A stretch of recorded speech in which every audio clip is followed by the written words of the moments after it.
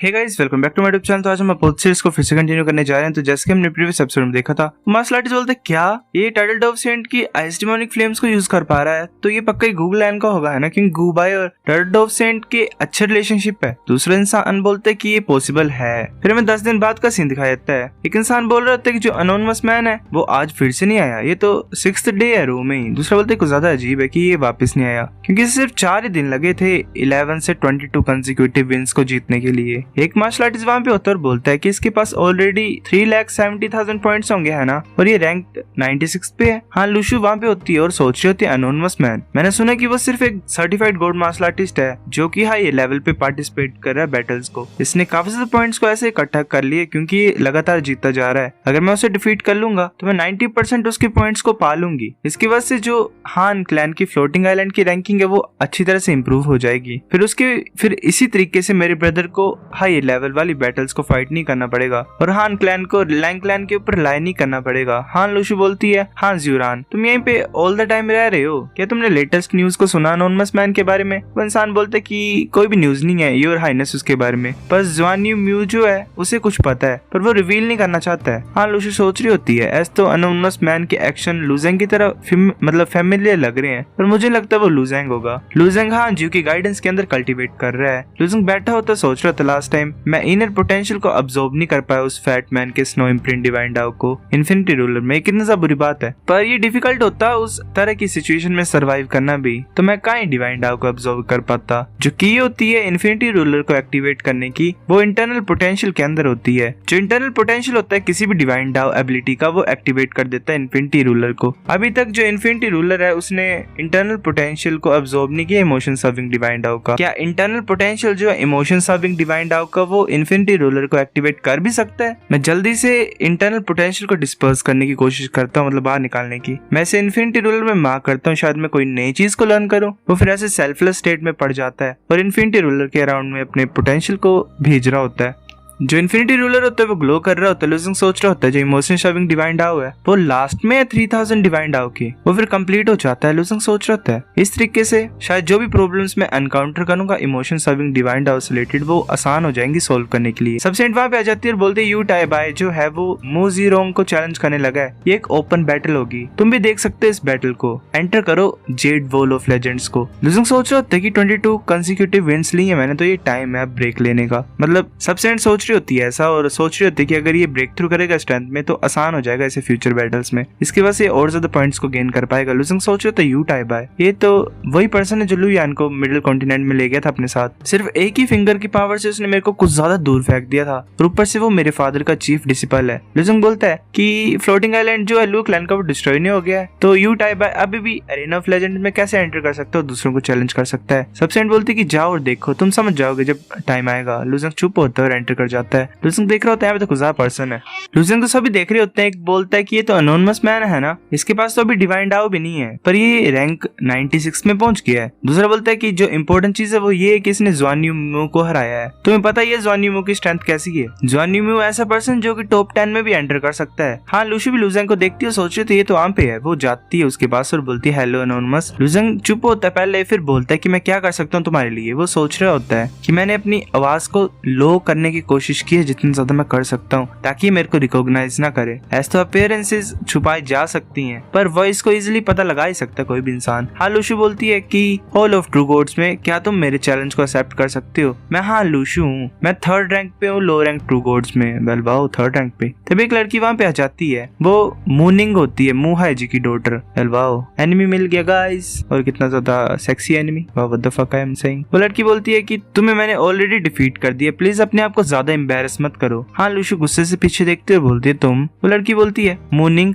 क्या तुम anonymous man हो जो कि 22 बैटल्स जीती हैं एक ही लगातार, मतलब लगातार उसने। लुजिंग बोलता हाँ वो मैं हूँ। मूनिंग आती है लुजिंग के सामने और उसे देख रही होती है, घूर रही होती है। वो चुप होती है और बोलती है कि ओपन बैटल के बाद मेरे चैलेंज को एक्सेप्ट करना, अगर तुम मुझे डिफीट कर दोगे तो मैं तुम्हें एक हाई क्वालिटी सुप्रीम प्रिमिडल वेपन दूंगी। सभी हैरान हो जाते हैं। एक पर्सन बोलते क्या, जितने भी प्रिमिडल वेपन्स होते हैं गो डोमेन में वो हाईएस्ट क्वालिटी के नहीं होते हैं, सिर्फ कुछ ही होते हैं जो कि वेल्दी क्लास में होते हैं वेपन्स हाईएस्ट क्वालिटी के। ये कैसे एक एज अ गिफ्ट दे सकती है? दूसरे बोलते मूनिंग हमेशा ऐसी हरकतें करती है, ये नॉर्मल है कि इसके पास इस तरह का कॉन्फिडेंस है क्योंकि फर्स्ट रैंक पे है जितने भी लो रैंक ट्रू गॉड जोन में। लुजंग सोच रहा था अच्छा इसका नाम मूनिंग है, ये मू क्लैन की बच्ची है। लुजंग बोलता है एक piece high quality pyramidal weapon का, मुझे लगता है काफी नहीं होगा। मूनिंग हैरान हो जाती है और बोलती क्या ये काफी नहीं होगा? लुजंग बोलता है अगर मैं ऐसे जीतता जाऊंगा तो जो पॉइंट्स मैं इकट्ठा करूंगा वो ग्रेट परफेक्शन ट्रू गॉड के पॉइंट्स के इक्विवेलेंट होंगे। मैं एक फ्लोटिंग आइलैंड की रैंकिंग को भी चेंज कर सकता हूँ एक टाइम पे। सोचो इसके बारे में, ये कुछ ज्यादा ही अच्छी डील नहीं हो जाएगी तुम्हारे लिए अगर तुम एक सुप्रीम प्रिमिडियल वेपन को दे के अपनी रैंकिंग को इंक्रीज करोगे? मूनिंग बोलती तुम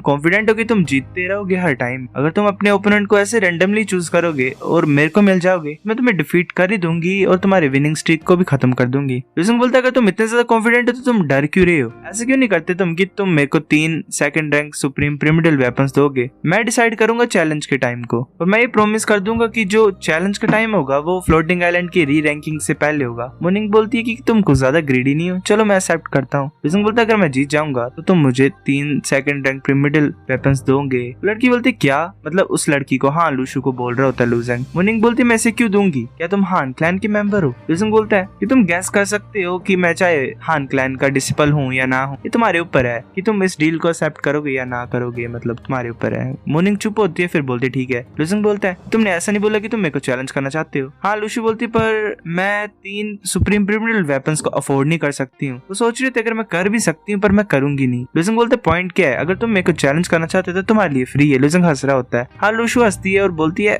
ठीक है मैं विलिंग हूँ। मूनिंग बोलते तुम बोलना क्या चाहते हो, यहाँ पे कर क्या रही है तुम? लुजंग बोलते कुछ नहीं, जो ओपन बैटल है वो स्टार्ट हो गई है, देखते हैं पहले। तभी एक लड़की वहाँ पे आ जाती है, वो होती है मूजी रोंग जो कि मू हाईजी की डॉटर होती है। सभी देख रहे होते हैं उसको। एक बोलता है कि ये तो मूजी रोंग है, मैंने सुना है कि इसने पूरी तरह से कॉम्प्रिहेंड कर लिया किलिंग डिवाइन डाउ को। ऐसा बोला जाता है कि इसने 3 बियॉन्ड डिवाइन डाउस एबिलिटीज को भी पा लिया है। किलिंग डिवाइन डाउ की एबिलिटीज होती होंगी कुछ, आई डोंट नो। ऐसा लग रहा है कि इसने कुछ ज्यादा प्रोग्रेस को किया है, पर मुझे लग रहा है कि यू टाइबा इसे इस साल भी हरा देगा। इसके एक्शन कुछ ज्यादा स्ट्रेंज है, जैसे कि रूल्स हैं, इसे यू टाइबाई के चैलेंज को एक्सेप्ट नहीं करना चाहिए था। यू टाइबाई हर साल इसे चैलेंज करता है और हर साल ये बहुत बुरी तरह से हार जाती है। मूनिंग बोलती मेरी सिस्टर आ रही है। वो सोच रही थी कि ये इंसान डिस्क्रिमिनेट कर रहा था ना मेरे और हाँ लूशु के बीच में। अब ये देखेगा कि कितनी ज्यादा पावरफुल है मेरी सिस्टर, जो कि ग्रेट परफेक्शन ट्रू गॉड है।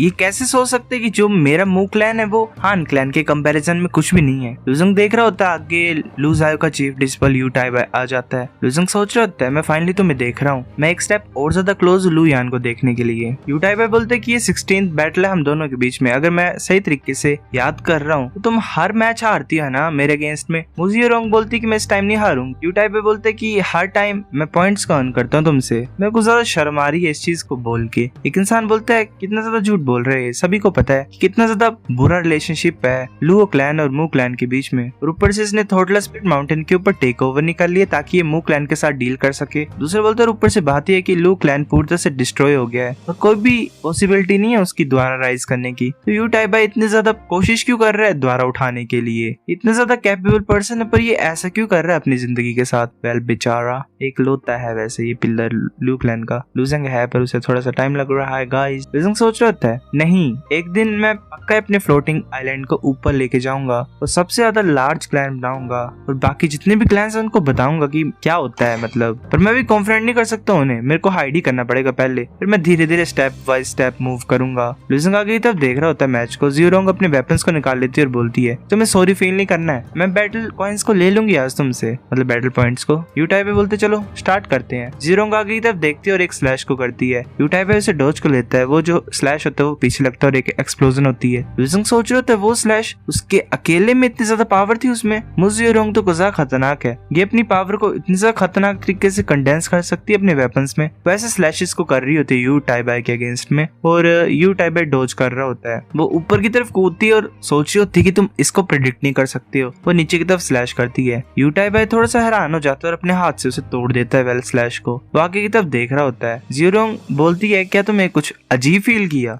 क्या तुम इसे कैलकुलेट नहीं कर पाए इस अटैक को? यू टाइबे बोलते हैं वेल कुछ गलती हो गई शायद मेरी कैलकुलेशंस में। अच्छा ये मतलब अटैक्स को प्रिडिक्ट वगैरह कर सकता है, ऐसा कुछ सीन है। एक मार्शल आर्टिस्ट बोलते हैं मैं ये बिलीव नहीं कर सकता कि यू टाइबा ने कुछ गलत कैलकुलेट किया इस टाइम। ऐसा नहीं बोला जाता कि ये ग्रेट एक्सपेंस डिवाइन डाओ का कल्टीवेटर है और जो ग्रेट एक्सपेंस डिवाइन डाओ वो हर चीजों को कैलकुलेट कर सकता है। ऐसा लग रहा है कि यू टाइबा अब कैलकुलेट नहीं कर पा रहा और मो जियोरोंग के अटैक्स को प्रिडिक्ट नहीं कर पा रहा है। क्या ये हारने लगा है? ग्रेट एक्सपेंस कुछ तो था रैंकिंग में, मैं भूल गया, 20 रैंकिंग या कुछ थी उसकी, या फिर 12। एक मार्शल आर्टिस्ट बोलता है इस टाइम मुझे लगता है कि जो मू क्लैन है उसने मू जियोरोंग की हेल्प की है ताकि ये यू टाइबाई की कैलकुलेशंस के अगेंस्ट में कुछ कर पाए। लोग सोच रहे थे हैरानी की बात नहीं कि यू टाइबाई मू जियोरोंग को 15 टाइम डिफीट कर चुका है क्योंकि ये ग्रेट एक्सपेंस डिवाइन डाओ के ऊपर रिलाई कर रहा है। जब मेरे फादर सेंट बन गए तो कुछ ज्यादा लोग चाहते थे ग्रेट एक्सपेंस डिवाइन डाओ को लर्न करने के लिए, पर सिर्फ एक ही पर्सन है जो कि अब ग्रेट एक्सपेंस डिवाइन डाओ को यूज कर सकता है, वो मेरे सामने है। ये ग्रेट एक्सपेंस डिवाइन डाओ को